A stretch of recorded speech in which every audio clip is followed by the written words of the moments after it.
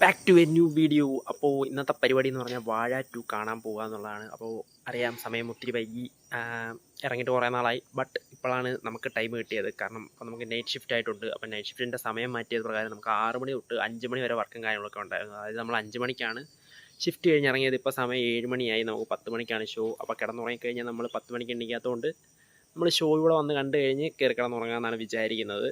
അതായത് നമ്മൾ ഉറങ്ങിയിട്ടില്ല എന്താ ദിവസം. എന്നാലും വാഴ 2 കാണാൻ പോകുമെന്ന് വിചാരിച്ചു. അപ്പോൾ പകലല്ലേലും എനിക്ക് ഉറക്കം വരുന്നത് കുറവാണ്. അപ്പോൾ എന്തായാലും നമുക്ക് നേരെ വാഴ 2 കാണാൻ പോകാം. അപ്പോൾ നേരെ തിയേറ്ററിലോട്ട് പോകാം. ഇതിനെ മിക്കവാറും ഞാൻ കറി വെക്കും. എന്നെ വീഡിയോ എടുക്കാൻ സമ്മതിക്കാതെ കൂവിക്കൊണ്ടിരിക്കുകയാണ് ഈ 2 ദരിദ്രവാസി കോഴികളും. What is this? ഞാൻ നിന്നോടൊക്കെ എന്ത് ദ്രോഹമാണാ ചെയ്തത്? പോമാർക്ക് കൂവണ്ട.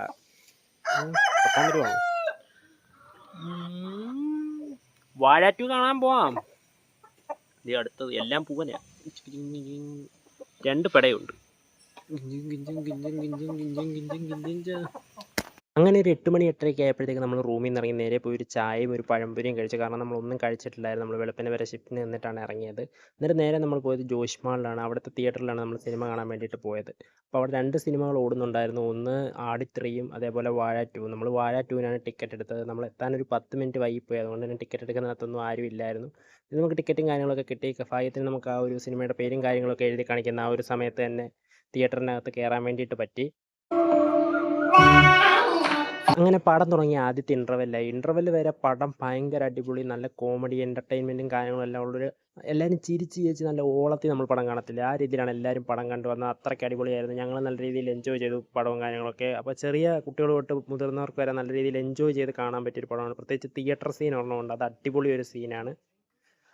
അങ്ങനെ പിന്നെ പടം ക്ലൈമാക്സ് എത്തി, പടം അവസാനിച്ചു. പക്ഷേ അവസാനിച്ചപ്പോൾ നമുക്ക് മനസ്സിൽ ചെറിയ സങ്കടവും കാര്യങ്ങളൊക്കെ ഉണ്ടായിരുന്നു. കണ്ണൊക്കെ ചെറുതായിട്ടൊന്ന് നിറഞ്ഞു, കരഞ്ഞില്ല. കാരണം അത് ക്ലൈമാക്സ് കാണുമ്പോൾ, നിങ്ങൾ പടം നേരിട്ട് കാണുമ്പോൾ ഞാൻ മസ്റ്റായിട്ട് റെക്കമെൻഡ് ചെയ്യുന്നൊരു പടവും കാര്യമൊക്കെയാണ്. അപ്പോൾ നിങ്ങൾ മസ്റ്റായിട്ട് പറ്റുമെങ്കിൽ ഒന്ന് പോയി കണ്ടു നോക്കുക. ഇല്ലെങ്കിൽ നിങ്ങൾക്ക് വലിയൊരു മിസ്സും കാര്യമൊക്കെ ആയിരിക്കും. അപ്പോൾ നമ്മൾ ആ ഒരു സിനിമ കണ്ടതിൻ്റെ സങ്കടവും കാര്യങ്ങളൊക്കെ ഒന്ന് മാറ്റാൻ വേണ്ടിയിട്ട് നേരെ പോയി ഒരു മന്തി ഓർഡർ ചെയ്തു. നോർമൽ മന്തിയാണ് ഓർഡർ ചെയ്തത്. അപ്പോൾ അതും കഴിച്ചു. അതും നമ്മൾ മുക്കന്നൂരിൽ നിന്ന് തന്നെയാണ് കഴിച്ചത്. അപ്പോൾ അതും കഴിച്ചു. പിന്നെ സിനിമയെക്കുറിച്ച് ഞാൻ എന്താ പറയുക, ഒരു മസ്റ്റ് വാച്ച് പടം.